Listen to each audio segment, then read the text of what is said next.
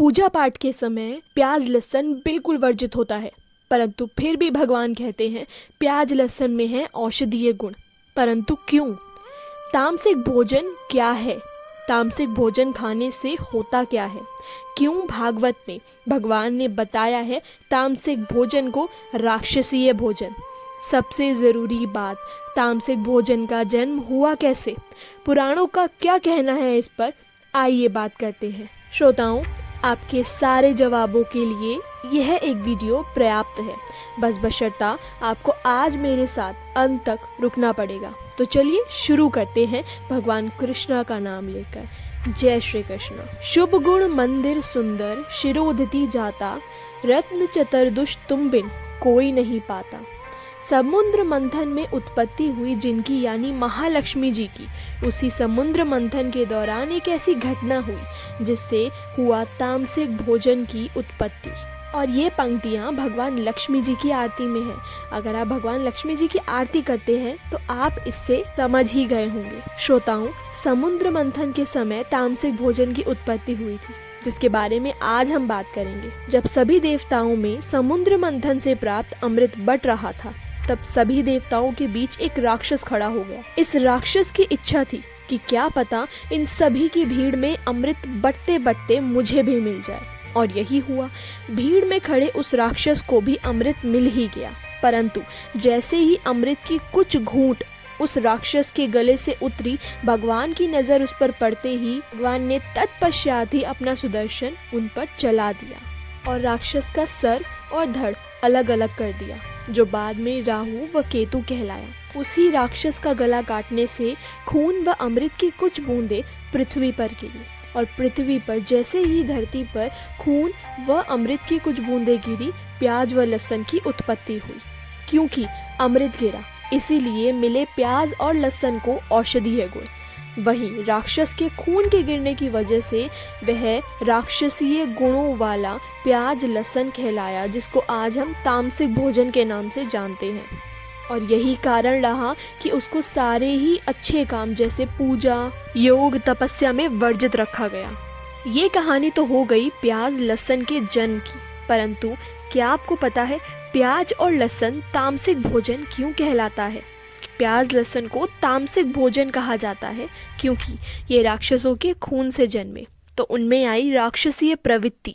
श्रोताओं, पुराणों के अनुसार 3 प्रकार के भोजन उपलब्ध होते हैं, जैसे सात्विक, राजसिक, तामसिक।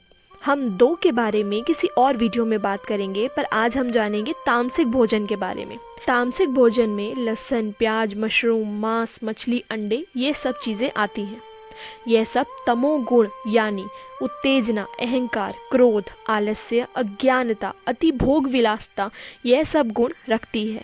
अगर आपके अंदर भी इनमें से कोई भी गुण है तो याद रखिएगा आप कहीं ना कहीं गलती से ही तामसिक भोजन का सेवन कर रहे हैं।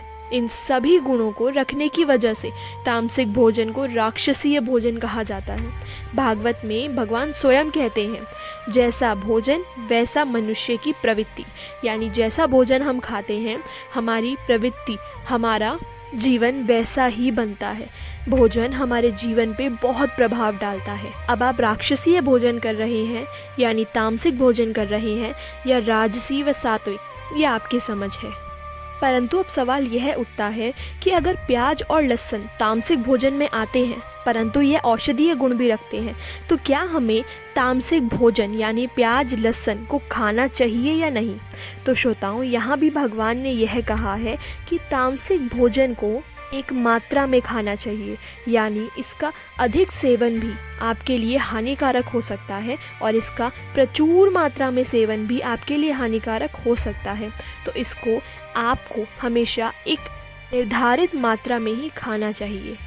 अब बात यहाँ पे आती है कि अगर किसी का व्रत है तो क्या वो गलती से भी प्याज और लहसुन खा सकता है?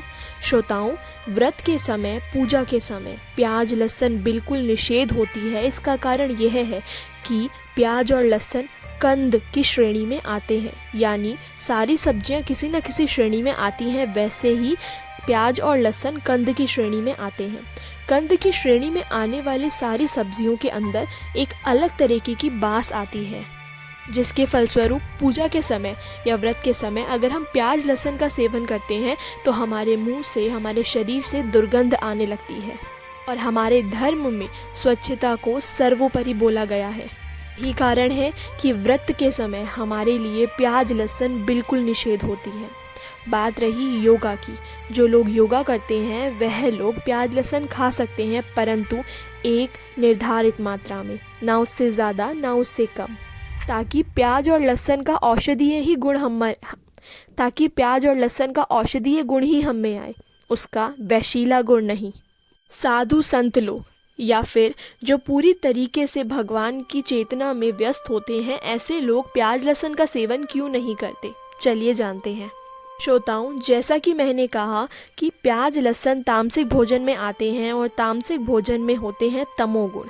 तमोगुण में आने वाला सबसे पहला गुण जो कि है उत्तेजना यानी कामता, जो कि भक्ति राह में सबसे बड़ी अड़चन पैदा करता है। इससे साधु संत अपनी चेतना को हासिल नहीं कर पाते। यही कारण है कि साधु संत या जो तपस्या करते हैं वो लोग प्याज लहसुन का उपयोग बिल्कुल भी नहीं करते।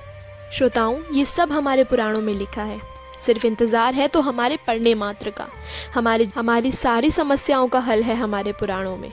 अगर आप भी उन लोगों में से हैं कि एक ज़िंदगी है, खाओ पियो ऐश करो, तो याद रखिएगा फिर अपने दुखों के लिए भगवान को दोष मत दीजिए, क्योंकि उन्होंने तो सारे रास्ते आपके लिए खुले ही रखे हैं। कुछ समय के लिए ही सही, तामसिक भोजन को छोड़कर सात्विक और राजसिक भोजन अपना कर देखिए। मैं आने वाली वीडियो में सात्विक और राजसिक भोजन के बारे में भी आपको बहुत सारी बातें बताऊंगी। आज के लिए इतना ही, मुझे आज्ञा दीजिएगा।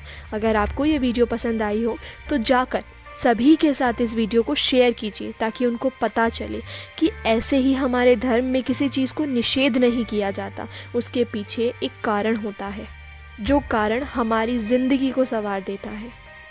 कमेंट